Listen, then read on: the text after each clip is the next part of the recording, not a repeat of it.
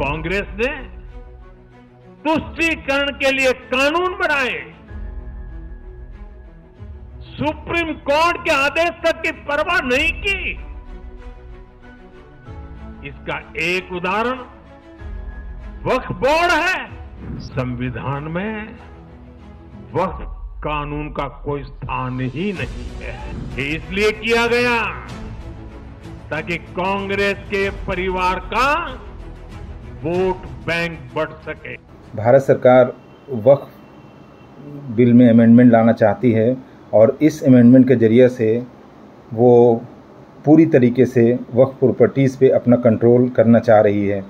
लेकिन वो ऐसा क्यों करना चाह रही है और वो हेल बेंट दिख रही है, इसे पूरी तरीके से इम्प्लीमेंट करने की कोशिश में लगी हुई है। अभी ये बिल जेपीसी में है और जेपीसी में कई सारे मीटिंग्स इसको लेकर के हो रही है, पर जिस तरह के बयान गृह मंत्री से लेकर और दूसरे तमाम नेताओं के आ रहे हैं, उससे यही संकेत मिलते हैं कि वक्फ बिल सरकार के लिए बहुत ही ज़रूरी दिख रहा है। जैसा किसान कृषि बिल को लेकर के एक समय में था, पर ऐसा क्यों है?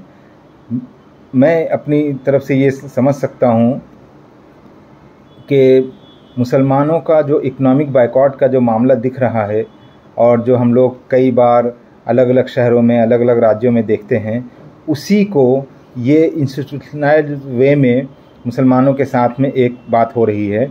और इसमें मुसलमानों के जो अभी जो प्रॉपर्टीज़ हैं उसमें सरकार की नज़र है। सरकार अपने तरीके से उसको पूरी तरीके से कब्ज़ा करके मुसलमानों को एक तरीके से इकोनॉमिकली डिप्राइव्ड कर देना चाहती है। उनके जो भी थोड़े से अब इस हिंदुस्तान में उनके पास जो भी इकोनॉमिक पोजीशन जो बची हुई है उसे भी और ख़राब कर देना चाहती है। और उसके लिए बहुत तरह की प्रोपेगेंडा हो रहे हैं। ये बताया जा रहा है कि वक्फ बोर्ड किसी भी प्रॉपर्टी को निशानदेही कर देने के बाद वो उसे ये ले लेती है, किसी भी गैर मुस्लिम के प्रॉपर्टी को वो कब्ज़े में कर ले रही है, जो कि सरासर गलत है। जब भी कोई प्रॉपर्टी के बारे में जिक्र आता है कि ये वक्फ किया गया है या वक्फ की हुई प्रॉपर्टी है, तो उसका सर्वे किया जाता है। उसके लिए एक सर्वेयर होता है, वो रिपोर्ट देता है और फिर उसमें कई तरह से और जांच होती है और कई साल लगते हैं। उसके बाद वक्फ बोर्ड उसके अंडर में वो चीज़ें आती हैं। और अब गवर्नमेंट ये चाहती है कि जो वक्फ बोर्ड है उसमें कई सारे गैर मुस्लिम नॉन मुस्लिम रिप्रेजेंटेटिव भी हों, जो कि सरासर एकदम गलत बात है। ये समझ से परे है कि किसी भी रिलीजियस इंडोमेंट में आप दूसरे कम्युनिटी के लोगों को कैसे रख सकते हैं। ये किसी सिख के साथ में, किसी हिंदू कम्युनिटी के साथ में, किसी और श्राइन बोर्ड में इस तरह का मामला कभी ना हुआ है, ना हो सकता है। और दूसरा ये कि हर ज़िले में डीएम को स्पेशल राइट्स दिए जाएंगे इस बिल के ज़रिए से। अमेंडमेंट के बाद जो डीएम जो है, अभी कई सारे मामले में गवर्नमेंट और डीएम ये खुद एक पार्टी होती है, तो आप ये समझ सकते हैं जो पार्टी होंगे खुद उन्हीं को राइट्स दिए जा रहे हैं, सबसे ज़्यादा पावर दिए जा रहे हैं, ताकि वो खुद ही सारी चीज़ों को अपने हिसाब से करे, तो वो किनके फेवर में डिसीज़न देगा। तो इस तरह की जो चीज़ें हैं, और हालांकि ये गलत र्यूमर है कि वक्फ की जो प्रॉपर्टीज़ है वो इंडिया में तीसरे नंबर पे सबसे ज़्यादा है और आर्मी और रेलवेज़ की उसके बाद की प्रॉपर्टी है। ऐसी बात नहीं है।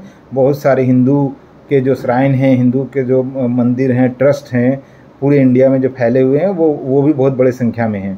तो तरह तरह के प्रोपेगेंडा करके इसमें आम लोगों को कंफ्यूज किया गया है। आम लोगों को ये दिखाया गया है कि ये उनके फ़ायदे के लिए है और उनका बहुत बड़ा नुकसान हो रहा है, जबकि ऐसी कोई बात नहीं है। वैसे वक्फ का जो पूरा निज़ाम, पूरा सिस्टम चलता है, उसमें तमाम कम्युनिटीज़ को फ़ायदा हो रहा है, स्कूल के ज़रिए से, हॉस्पिटल्स के ज़रिए से, कब्रिस्तान के ज़रिए से। ठीक है कि ये मुस्लिम्स के द्वारा किया हुआ, मुस्लिम का रिलीजियस इंडोमेंट है, तो मुस्लिम्स को ज़्यादा फ़ायदा इसमें हो रहा है। और ये भी बात सही है कि इसमें करप्शंस भी हैं, लेकिन करप्शन तो गवर्नमेंट के हर डिपार्टमेंट में है। तो हम गवर्नमेंट को थोड़ी ना ख़त्म कर देते हैं पूरा, हाँ, हम उसमें सुधार लाने की कोशिश करते हैं और विद इन द सिस्टम सुधार होने की बात होती है। उसके लिए लॉ बनते हैं, उसके लिए जो है लोग बदलते हैं, वो चीज़ें होती हैं। लेकिन आप 100% कंट्रोल उसमें